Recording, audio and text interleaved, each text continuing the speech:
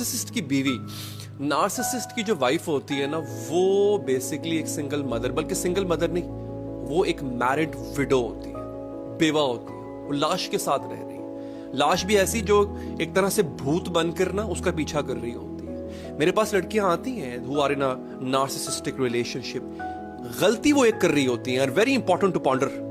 उनको लगता है ये ठीक हो जाएगा, एंड कैसे ठीक होगा?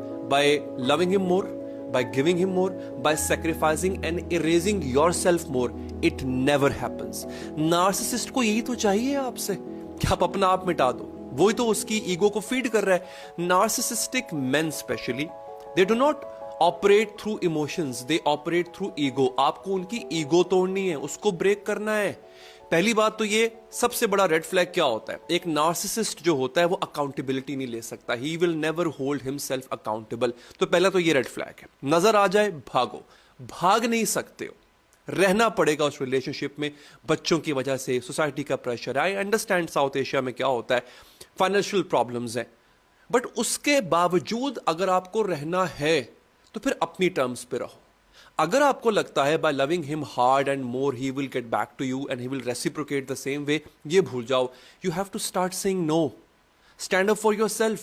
मुझे पता है मुश्किल है, माइक्रो से शुरू करो, छोटी छोटी डिफाइंस से स्टार्ट करो। मैं सिखाता हूं लोगों को जब मेरे पास आते हैं, I tell them how to survive in a narcissistic relationship, how to survive a narcissist husband and even narcissist in laws as well. ये भी पॉसिबल है, इम्पॉसिबल कुछ नहीं है, मगर आपको सबसे पहले इरादा करना होगा।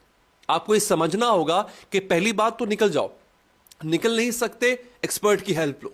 आपको इससे ज्यादा और कुछ मिल ही नहीं सकता नार्सिसिस्ट से।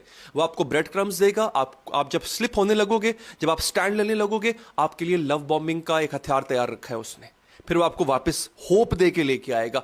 इन हथियारों से बचना कैसे, आम आदमी को नहीं पता होता, यहां पर एक्सपर्ट आता है। बहुत से लोग गलती क्या करते हैं, वो सरवाइव कर रहे होते हैं, अपने आप को इरेज कर रहे होते हैं, और एक दिन आता है वो कोलैप्स कर जाते हैं।